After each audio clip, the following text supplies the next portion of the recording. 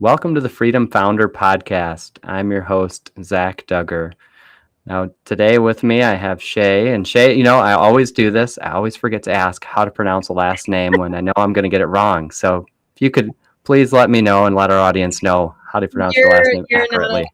Petaja. You're not alone. Petaja. Shea Petaja. Yes. So Okay. Shea Petaja, welcome to the show. Thank you for joining me today. I'm excited to hear more of your story and what you're doing today as we talk about the entrepreneurial journey and how you're helping other people in their journeys as well. yeah. So, what I love to get started with is just how you got into the entrepreneurial space. If you give us a little background on kind of what types of work you were doing prior to what you're doing today. Okay. So it's a funny story because it's not entirely by accident, but it is. So, Mm. I'm surrounded by entrepreneurs in my world. My grandfather worked for the Man down in Detroit and moved up to Traverse City to be self-employed. A lot of people on both sides of the family are self-employed, and I just thought it wasn't for me. I worked really hard to be the best employee I could be.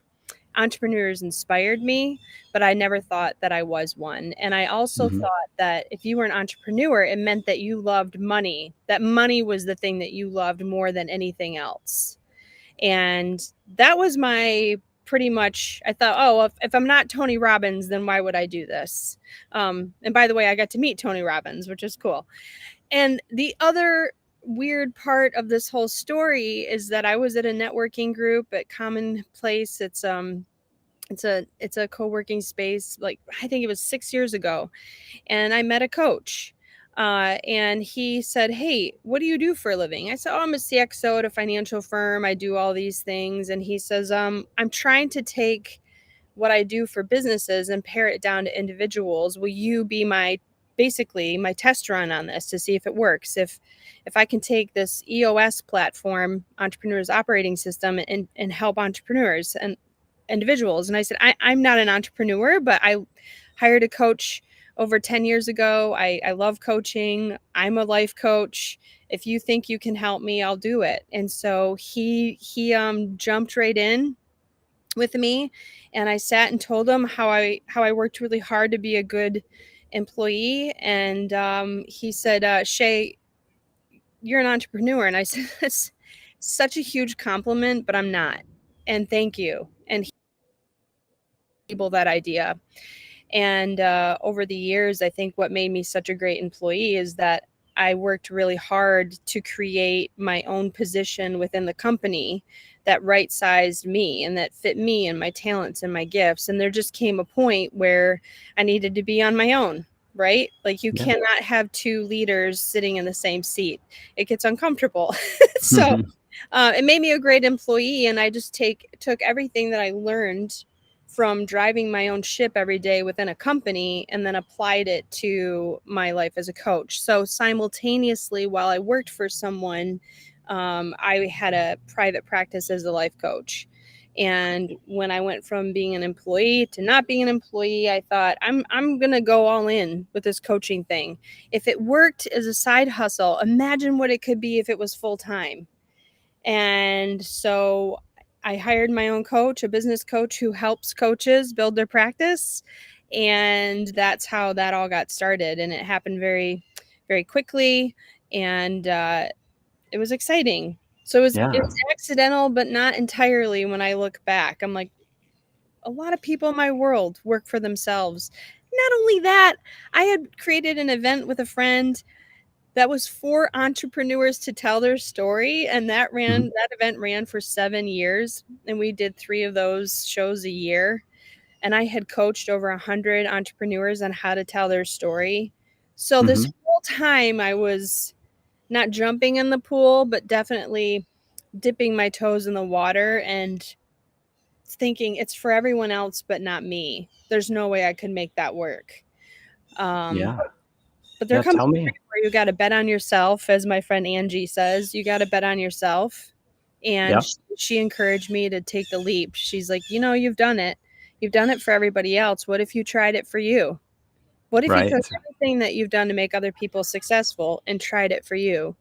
So I Yeah. needed that. I needed that push, and Yeah. I like how your podcast says self-made. I am definitely not self-made. This is I have so many people around me. I have such a great support system. So and Yeah. it took me a long time. I'm not a big risk taker. My brother's been an entrepreneur since his early 20s, and I just thought that's for him. I'm not like Mhm. that. Yep. But Yeah, sometimes I wonder what that definition of self-made is for different people because it's not always the same. And really, realistically, the majority of individuals I've spoken with would have to say the same, that it wasn't by themselves. It was with the support of others around them, with the encouragement of other people, with some words of wisdom, coaches, and sometimes just that little kick in the pants that got you over that edge to get to be able to say, okay, I'm going to take this leap. I've got people, got my back. Let's yeah. get this going.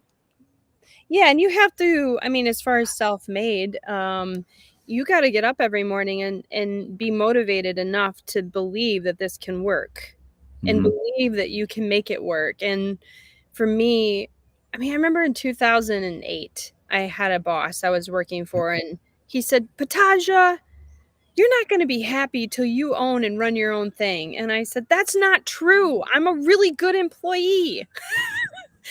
But all the things that made me a terrible employee, as far as being very opinionated, wanting to run my own schedule, working outside of work hours, you know, those types of things also Yep. pointed to me being a very good entrepreneur, because the joke was Shay works and then she works after work on something else. Yeah. Um, and the shift for me, was when my personal life fell apart a year ago. It was kind of like the universe saying, "Oh, you call yourself a transition coach? That's what you call yourself? Let me prove it. Prove it and prove that you want this." And so, I was like, definitely, wow, it's bright. I was definitely thrust into that quickly. Yeah. I think had to figure it out. And the sink or swim is also just, I think everyone gets to that point, whether you're employed or self-employed or it's your personal life. Do you really want it? And how bad do you want it? And then you have to prove that. Yeah. So that's what my coaching now, I call it the holy shift. Take Right. take the oh shit and turn it into the holy shift. What happened to you can happen for you, but you do not have to do it alone. You do not have to be self-made. You can ask for Yeah. help. And I've had my own coaches and my own support team, and that's what I've been doing and love doing since, I don't know, I was young. Yeah. Yeah, absolutely. It sounds like you've had people planting seeds along the way and encouraging you along the way. Boss who's told you you're going to be happy when you're doing your own thing. At the same Like, you're time, you're one of doing us. your own You're one thing. of our, yeah, you're one of us. Wait, no, I'm not. Yeah. Right. Right. I'm Mhm. interested to hear a little more about what you had done with a friend. You said you had been doing some event that occurred a few times through the year, and 7 years. And be interested to hear a little bit more about that. As you know, and if and those that need to know more, they need to go to your website and get your street cred because you got a whole list of different experiences that Yeah. you've had, including this one. So talk a Yeah. little bit about that. Yeah, so the event was called Fulfillment, and we took this idea from TEDx. So Uh, TEDx is about ideas, but what if we had people not talk about their ideas? What if we had people talk about themselves, and how did you become an entrepreneur, and what inspired you, and why did you do it, and what were the trials and the successes? And so mhm. we gave each person 15 minutes to share their story, and then one person was always a musician, so there was always music. And then one of I'm a theater communications background writer, so I really enjoyed the craft of helping these entrepreneurs tell their story and making it very clear within 15 minutes, which is really hard. That's actually not easy. There's a reason people Mhm. pay marketing companies and branding companies the big bucks to come up with one tagline, like, just do it, right? Yep. So Yep. It was kind of that version of telling your story. How quickly can you tell it? And listening to those stories over and over and over again and hearing their stories, like, I thought, "Oh my gosh, I could be it's possible that I am one of them." Right. So, Right. and, my business partner at the time, she would always say, "You can do it. You can do it." She'd always been an entrepreneur too, and so just the encouragement from people, but I might be a different coach in that I'm a little Mhm. risk averse, and I don't always think it's wise that people jump right Mhm. away blindly into something. I mean, I practiced this for 8 years being Yep. a coach until I did it full time on the ninth year. Right. So, you can test things and test your programs, test your product, while you have a job, while you're providing for yourself and you have health insurance and you're taking care of business, there. For me, another thing I did during that time is I negotiated a 4-day work week Mhm. many years ago so that I had that extra day and to just do the creative things that made me happy and made me Yep. feel alive and connected to my community. So, yeah, I mean, all of it just kind of set me up for success, but it was a very like slow building long process. And I think when Mhm. people look at entrepreneurs, they think, oh my gosh, it's so like sexy and fast and exciting. And I mean, yes and no. A lot of it was just a very slow, long lead Yep. up to what eventually happened. And then how it happened for me in my personal life was, it was very hard. Mhm. So that's okay. And I think you have to incorporate who you are in suffering and success. One thing that one of my coaches always says is, I don't trust people who don't suffer. And Yeah. so I like people to bring the pain into the coaching process because I'm coaching a whole person. I'm not coaching just their business or just their health or just their relationships. Life coaching literally means all of it. It's the whole person. So, Right. How did challenging experiences in your own life help kind of frame the work that you're doing today, or help shape the work that you're doing with others? yeah, there's been many major shifts in my life. I initially felt called into the ministry and went to school to be a pastor. When Mhm. I was in Bible school, I had a dark night of the soul and a crisis situation where I really struggled with my faith, and that crisis lasted a while. I would say, like, I don't know, like a good I'm using flowers to block the sun now. Oh, This is absolutely. how entrepreneurship is. It's crazy. It's unpredictable. No. You just yes, yes, and for those that are listening to this, Shea is actually sitting outside, so if you need to adjust your angle, feel free, it's not a problem. Yeah. It's But someone got me flowers for my 1-year anniversary in I love business. My that. friend Oh, Courtney. So, beautiful. isn't that beautiful? Um, Absolutely. so yeah, there was that shift in my spirituality. Then Mhm. I didn't know what I want to do for a living, so I hired a coach and worked with him. That Yep. was when I was 27, 28. In that session, I said to him, I want to be a coach. I want to do what you do. And he goes, okay. The problem was I hadn't paid my dues. I didn't have Mm. the chops yet. I didn't have the Yeah. experience. And then I was invited to go work for a financial advisor. I was in the realm of financial advising and retirement Mhm. planning for 15 years, doing business development, marketing, and all the client experience. Mhm. That was really good. I learned a lot about how money works and businesses work and how Mm. people work. And then there was a shift in my personal life where unexpectedly, my partner, on the eve of this transition into full time employment, he left. He got an Mm. apartment. I didn't know about it. He hadn't been faithful. I didn't know about it. Mm. I was thrust into a personal crisis. And it was absolutely brutal to go into it like this. And I hit the road. I left town a year ago for 3 months just to heal away from the place Mhm. that had caused so much pain. And thank God I had hired a coach, Elena, to help me build a business. So we took, in that time that I was away, we took all of my life experiences and then created a coaching experience called the Holy Shift. And Mhm. so taking people through the subtle shifts of life or not so subtle shifts, and then helping them transition their personal and professional life without re-traumatizing them. Mhm. I am not into an abrupt style of coaching. I don't want to push people off cliffs or you Mhm.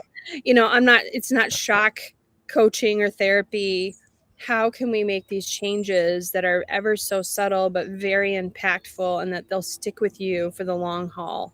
And so Mhm. I designed that program by taking my life experience, the 8 years of coaching experience, and then my immediate experience and recognizing what people need in very dramatic oh shit moments.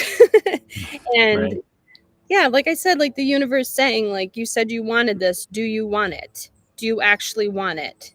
And I did. It just took Mhm.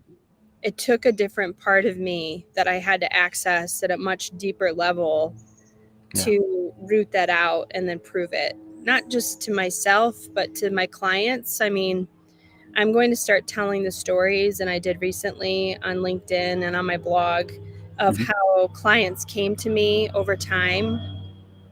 And during that process, and I thought, me of all people, you want me to coach you? Mhm. And they said yes repeatedly. And I was very open about where I was at in life. And they said, yeah, you're the person. I choose you to help me. Mhm. And I'm ready for this. And it's been a ride, man. It's pretty Yeah. wild.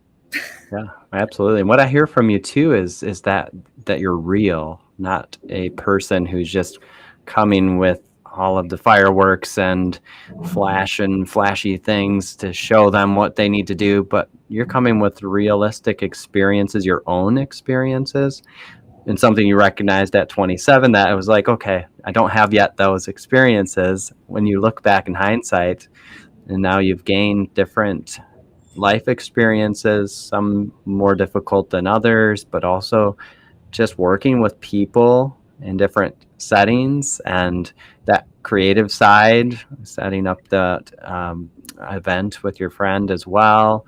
So the additional writing that you've done, people see that. I really think that's attractive to people to come to somebody who will be real with them. Yeah, I mean, that's what got me in trouble a lot as an employee, right? So, and it gets me in trouble sometimes as a friend. And what's awesome about coaching is that people are inviting you Hmm. to just tell the truth and tell Yeah. them exactly what you see. And that's what I'm good at. And Hmm. I'm gentle about it, as gentle as I can be. Yeah. You can say the most truthful, you can drop the most honest thing like a feather and it will still hurt, right? Hmm. If we're not ready to see it or we need to see it. Um, but I get to just be myself. And I think Yeah. for anyone, even in the coaching process, I just want them to be themselves. And as a coach, I want to come alongside them and show what their superpowers are, what their blind spots are, what their visions and ideas are. And Yep. then how do we need to strategize and organize for that to happen? Because you don't have to just take the leap or jump off the cliff or whatever. It can be an easy entry onto entrepreneurship so that Yeah. when you're ready for it, you have positioned yourself for that change. Um, and other changes in life. It's not just into business. Sometimes I'm coaching people out of the business they've Mm. created. So Okay. it's transitions. I specialize in helping people transition. It's the holy Okay. shift. And Yeah, I have a spiritual background, so it kind of connects. absolutely. Definitely. So there's that connection back to your early pursuit of the ministry, like it sounds like. So it's just a different form of ministry that you're working in now with people as they make transitions in life. It's not someone else's agenda, it's their agenda. So Uh-huh. I'm pointing them back to their truths, their power, their higher power. Like I'm totally focused on the client and Yeah. what their agenda is. And to me, I wish I would have had a Shea when I was 20, to come alongside me and help me. But we got to pay our dues. Yeah. We got to get the chops. So That is true. That definitely there are experiences in life that we benefit from, even if we don't like them when we're going through them. That's a fact. But you were you know, able to. you got to learn from failure. That's Yeah. It's Yeah, so painful. absolutely. Everyone tells you this, and you're like, no, no. Right. But that's in the suffering and in the pain is where you get the gold, right? So It's the refining process. So absolutely. So let's talk just briefly about who are your common clients, the people that you work with the most or that you see benefit from working with you the most. So a lot of obviously entrepreneurs, Hmm. business owners, retirees, high level thinkers or achievers. I call them big hearted achievers Hmm. because it's those who are emerging leaders, leaders in a company, and they're just saying, hey, I've got a lot going on. I have no idea how to organize this, transition, and then execute on it. I have no idea. And so I get with them and we break down to I get right to the core of who they are. We revisit a lot of Hmm. things, including values and what's your mission, purpose. Have you thought about that? Do you have a vision? What does it look like? So just coming alongside people and being their thinking partner. I'm their thinking partner. Yep. And as a creative, a lot of times I offer ideas or insights or um, things that have worked for other people. So yeah, it's high level achievers. It's people with very big hearts and they want to make their life count. They want to make it mean something to them based on who they are now, not everybody else's expectations. I have a Mary Oliver quote on my website that Mhm. basically says, letting go of what other people had for you and deciding what you want for yourself and then creating it and putting boundaries around that so that it happens. Yep. Now, I see some coaches have like a 10-week program, 8-week program. And sometimes I think, is that really going to work in 8 weeks or 12 weeks or 6 weeks? I mean, is the work that you do, is it time based or is it more of individually focused or how does that work? Yes, you can hire me for one session if you got Uh, one big decision. So that session can go from an hour to 3 hours and we'll get that yeah. out. We'll get that decision made. Okay. Right. Second way to work with me is 3 months. I call it the half Hmm. shift. So Hmm. you just went through something and you need to decide on one thing that's going to take a little bit longer, probably a 3 month situation. And then the 6 months is the holy shift. I Hmm. don't call it a program because it's an experience. I don't look at people as a product. I'm not putting you through this process and then boom, we have this beautiful product and oh look, you're perfect now. No, like it's looking at who you are, it's your state of being, it's your mindset, and we build those foundational tools so even when Shay's not there, you can go back to everything we learned in coaching and learn how to make the decisions and know how to make the decisions that you need to make based on our revelations. But it's totally client led. So the client, when we get in our discovery session, either way, we have a discovery part of our time together. We figure out what your goals are, what it is you're trying to achieve, and then how are we going to get you there. And I customize it for every single person. I have my toolbox, I have my standard things I use with everybody, Yep. but people are art to me. And so it's looking at the art piece and saying, what do we want this to become in the next 6 months? So, Yes. yes. Yes. I remember that when we talked initially, that was exactly one of those things I wanted to key in on is that you have your toolbox, you have your paintbrushes, you have your materials in a sense. Yeah. You have that person that will come and it's individualized to them that they're in the sense of the creative side and the art that you're doing and the work that you do. Oh, yeah. Um, And that's why it's so great for entrepreneurs because they're artists, they're creatives. They have these yeah. ideas that are they have so many wonderful ideas. So it's like, how do we focus them, get you Hmm. on get some traction here and get where you want to go. But Yeah. ultimately, their businesses grow. I want people to make money. I want Yes. people to be Of successful. course. But I Yes. come alongside them as that partner in that. Yeah. Oh, I love that. Well, let me ask you a question. I love to ask all of the guests that I have on the show. If you were to be given $1 million today to invest in your business or another endeavor, Mhm. what would you do with that and why? Okay, $1 million. Um, that's an excellent question, and it's so hard to even fathom that. But I would Right. definitely buy myself time. because entrepreneurs are like, I want more time to build this thing I want to build. I have a few other ideas that I need to build. So I'd buy myself time. I would set up a more robust team.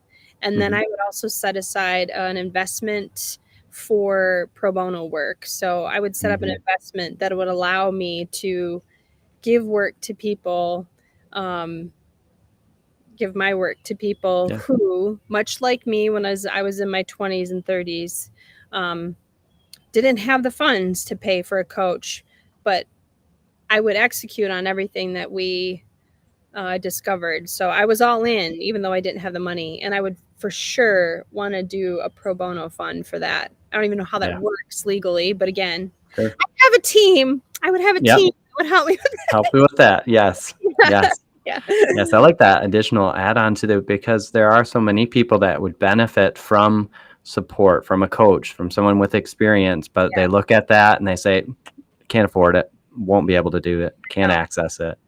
And there's so much of that creativity, that artistic side.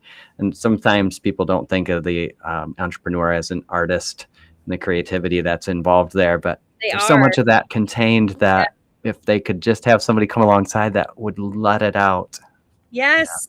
Yeah, and that's what I did in finance. I mean, my boss was a very, very creative entrepreneur, and we made a great team because he liked to co-create these crazy ideas that worked Yeah. and brought in business, and very unusual for a financial advisor, but that's what made him unique. So Yeah. there's not a, you know, and when people are looking for a coach, I tell them, like, look around. You want it to be a good fit. You want it to be a match. Um, my house has airplanes. So, you know, you want someone who can go with the flow and work with you. And that's how I'm wired. And not everybody likes that, right? Some people need a definite, more structured left brain coach. And that's fine. That's their style. So ask around, get to know people, find out what fits for you and your goals. Yeah. You can get to the heart of it. And I also offer a workshop for organizations called Go First, and it's how to be the most interested person in the room. So I Okay. teach employees and teams how to ask curious questions, how to practice active listening, how do you connect and build your team culture, but then how does that translate to client and customer experience? So Yeah. that's another way you can work with me as I come in and I lead these workshops and teach your team how to communicate and connect, and then we solve one problem within the organization or in your client experience that gives them some practical walk away Yeah. tools they can implement that week. So, Yeah. That's great. That's yeah. definitely something people need more support with. Love it. Yes. Yeah. Well, if anyone wants to find out more information about you, about your program, your street cred, what's Yeah. the best way for them to get that information?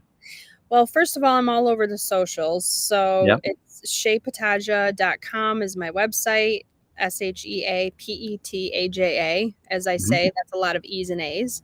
Uh, You can go to Facebook. I'm there on Instagram and LinkedIn. It's just my personal page on LinkedIn. And you can follow me there. And I blog on my website. I'm telling stories. I'm getting my own podcast going again. So that's coming out Awesome. soon. And reach out to me. Anytime people want to reach out to me, all you have to do is schedule a discovery session. Awesome. I love that, Shane. I really appreciate this conversation and just getting real in the moment that we have together. And so look forward to hearing more about what you have next in store. So Yeah, I hope we touch base in 6 months so that I can give you an update on all the new things. absolutely, absolutely. And if I recall, just leaving the audience with one last thing, if I recall correctly, you also do a little bit of stand-up comedy. Is that I do. accurate? Yeah. So, perhaps that's something else that people will be able to experience in the future a little more as well. Oh yeah, I'll be at the Comedy Fest this coming winter in Traverse City, Michigan, and stand up and improv are my new side hustle since this is not Awesome. my full-time gig. Yeah. Yes. Well, that sounds wonderful. All right. Well, thank you again, Shay. I loved this conversation. Very happy for what you're doing now and just that fulfilling that creative side as well. Well, thanks for having me on, and I appreciate you working with all the elements. Of course. All of right. this recording. No problem at all. Take 100 care. times better than my Pomeranian barking. So, Yes, that's absolutely right. all right.